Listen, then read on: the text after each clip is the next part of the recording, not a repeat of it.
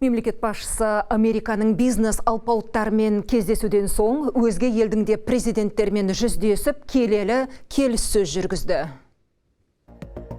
Қасым-Жомарт Тоқаев Черногория президенті Яков Милатовичпен кездесті. Мемлекет басшысы еліміз Черногорияны Балқан түбегіндегі маңызды серіктес санайтынын атап өтті. Яков Милатович екі жақты байланыстарды дамытуға айтарлықтай үлес қосқан үшін Қазақстан президентіне алғыс айтты.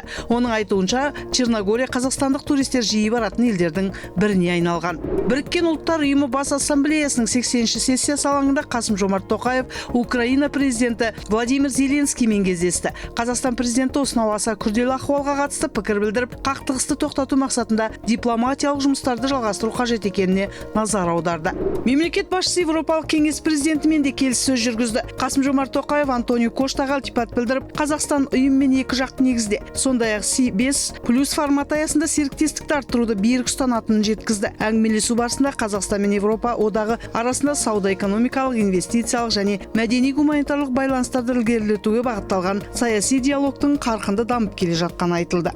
Осы сапарында Қасым-Жомарт Тоқаев Халықаралық футбол федерациясының президенті Джанни Инфантиномен кездесу өткізді. Мемлекет басшысы балалар футболын дамыту мен заманауи инфрақұрылым құруға бағытталған FIFA Арена бағдарламасын жүзеге асырып жатқан үшін федерацияға ризашылық білдірді. Джанни Инфантино Қасым-Жомарт Тоқаевқа футболға көңіл бөлген үшін алғыс айтып, федерацияның ұлттық футбол деңгейін көтеруге бағытталған бірлескен жобаларды жүзеге асыруға дайын екенін растады.